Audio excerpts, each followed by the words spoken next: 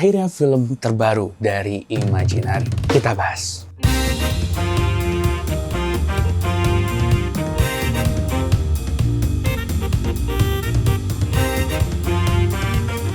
Halo semuanya, selamat datang di jurnal film gue yang lainnya dan selamat datang lagi di channel Ira Suasana. Dan kali ini gue pengen ngomongin soal film terbaru dari Imaginary berjudul Cinta Tak Seindah Drama Korea. Aku tuh capek tau gak mikirin semua orang.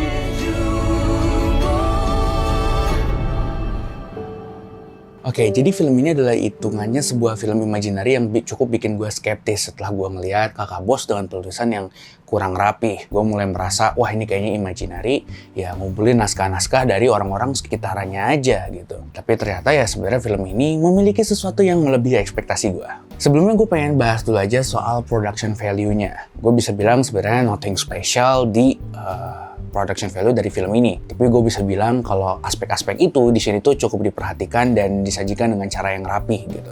Kayak warna, set, dan juga grading yang enak banget. Bukan cuma di Korea tapi juga yang di Indonesia. Habis itu pemilihan lensa Imaginary menurut gue ya. Gue ngerasa beberapa film Imaginary itu punya semacam signature shot, yaitu tipikal shot-shot dengan lensa bukaan besar. Jadi bokehnya tuh kayak ya identik aja gitu. Entah ini memang seperti itu atau karena bias gue aja ketika gue nonton Just a Dove. Dan kalau kayak audio, nothing special juga sih. Tapi gue cukup tertarik dengan soundtrack yang mereka pakai. Lagu Indonesia yang dinyanyiin versi Korea. Gue lupa judulnya apa, tapi yang na na na na na na na na na na na na na. Nah justru di sini gue pengen melihat aspek story-nya. Film ini ditulis dan juga disutradari oleh Meira, istri dari sang produser yaitu Ernest Prakarsa. Gue cukup skeptis, wah ini kayaknya orang dalam banget. Apalagi di interview in frame mereka disebutin juga kalau Ernest Prakarsa kayaknya kapok kerja bareng sama istrinya dengan job desk yang berbeda. Jadi wah kayaknya bakal jadi film yang caruk-maruk banget nih. Cuma ternyata sebenarnya film ini punya storytelling yang cukup menarik. Sebenarnya kalau mau disingkat, sebenarnya gue bisa bilang kalau misalnya story dari film ini adalah sebuah keresahan dan dilema cinta yang pelik dan juga realistis dalam bungkusan dari seorang pecinta drakor. Karena ya kalau misalnya kita perhatiin memang film ini adalah sebuah film diciptakan oleh seorang penggiat drakor. Nah maksudnya keresahan dan dilema apa sih di sini?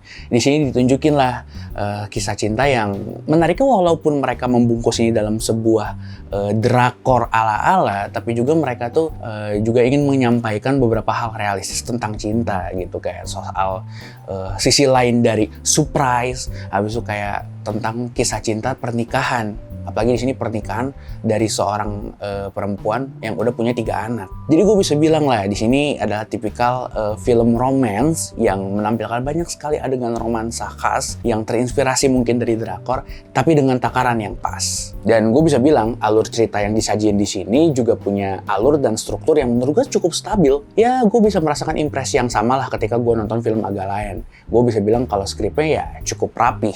Dan dia juga berusaha mengimbangkan kausalitas yang logis di angka 50-50. Di satu sisi ya mereka pengen bikin ini selogis dan semasuk mungkin, tapi mereka juga pengen masukin unsur-unsur inspirasi drama Korea, ya sesuai judulnya. Nah secara skrip ini menarik banget. Menurut gua, feeling gua, premis besar dari film ini, bagaimana twistnya, bagaimana babak-babak tertentu, menurut gue itu sangat-sangat terinspirasi dari drama Korea mungkin. Gue asumsikan jalannya plot ini mungkin di Indonesia nggak banyak yang ternyata plot twistnya kayak gini, ataupun manuvernya ke arah sana gitu. Tapi mungkin ini jauh lebih familiar di drama-drama Korea, which is ya gue sendiri jarang lah nonton drama Korea. Dan ya betul, di film ini surprisingly ada plot twist dan gue cukup tertarik dan cukup berhasil terinvest untuk mengikuti bagaimana nih arah konflik ini dengan plot twistnya. Ya intinya gue bisa bilang drakor banget, tapi buat gue yang nggak nonton drakor, gue bisa nerima itu. Di sini gue juga akhirnya menyadari, ini loh salah satu keunggulan sang penulis, si Mbak Meira. Salah satu keunggulan dia adalah dia bisa membuat dialog yang kesannya tuh casual dan juga natural.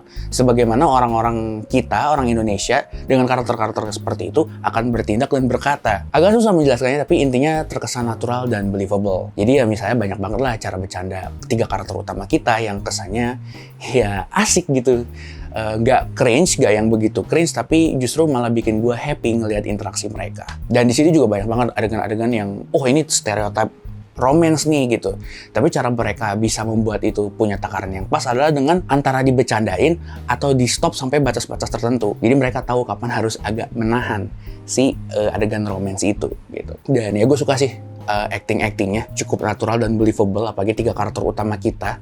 Dan surprisingly ada satu karakter di sini dari 3 MC kita yang jadi karakter komedi sentralnya, tapi ternyata dia juga bisa acting emosional gitu terkait dengan masalah percintaan orang yang sudah menikah dan punya anak gitu. Nah tapi untuk soal acting di sini yang patut gue soroti adalah Ganindra Bimo ya. At the first place gue bingung kenapa castingnya dia gitu, seorang Ganindra Bimo untuk film romance gitu. Dan jujur agak canggung gue ngelihat dia sebagai seorang cowok green flag gitu di promosinya gitu. Walaupun surprisingly akhirnya gue paham kenapa dia dipilih gitu. Dan untuk acting emosional yang menurut gue nothing special, nggak stand out, dan ya dia sudah berusaha dengan baik tapi belum cukup baik. Nah dari itu semua kalau ngomong-ngomong soal romance, adegan-adegan segala macam, gue inget salah satu kekurangan secara production value film ini juga itu ada di kamera shot dan movementnya. Menurut gue nggak ada yang menarik dan mencuri perhatian banget. Bahkan gue bisa bilang cenderung datar. Apalagi adegan finalnya yang si karakter utama kita ditarik-tarik sama 2 cowok, sama si Julian dan juga Bimo. Itu harusnya bisa loh kita pakai treatment kamera yang jauh lebih dramatis gitu. Ya kita bisa anggap itu sebagai long take. Harusnya bisa lah pakai treatment kayak agak lain gitu, atau ngeri-ngeri sedap. Kamera movement yang dinamis, following. Tapi entah kenapa ini cuman lurus dari depan aja gitu. Dan itu gue heran. Nah sebelum gue ringkas maksud gue di video kali ini, ya kan tadi gue sebutin banyak banget lah momen-momen ataupun hal-hal yang bisa bikin gue tertarik untuk mengikuti gitu, dan gue bisa merasakan keseruan mereka. Nah tapi di sini salah satu momen yang paling pengen gue highlight adalah momen justru ketika si karakter yang diperanin sama Anya Geraldine punya hubungan dengan adik dari karakter utama kita. Dan somehow itu dia memperlihatkan momen yang kesannya tuh romantis tapi nggak ke arah sesuatu yang kesannya tuh dewasa dan gitu. Mereka jago lah nakarnya gitu untuk membuat sesuatu terasa romantis tapi nggak berlebihan dan juga aneh-aneh, dan ya masih sedikit banyak bisa diterima. Ya mungkin ini selain karena pengalaman Meira dalam menulis naskah yang natural, mungkin ini juga karena faktor dia yang memang pengen banget masukin unsur drama Korea kecintaan dia ke dalam film ini. Ya jadi saatnya kita ringkas ya. Sudah saya buat summary-nya. Intinya film Cinta Tak Seindah Drama Korea ini kalau mau disingkat adalah sebuah film yang mencoba memperlihatkan realita dalam kisah cinta yang variatif. Punya beberapa studi kasus gitu. Yang dipersembahkan oleh orang yang nampak sangat menyukai drama Korea gitu. Menghasilkan titik tengah antara romansa ala drakor dengan keresahan sang penulis. Ya keresahan-keresahan ini udah pernah gue denger juga lah keluar dari statement dia di podcast-podcast atau interview tertentu gitu. Dimana ini dihadirkan dengan penuturan yang menurut gue mudah diikuti, tapi memberikan dinamika yang menarik.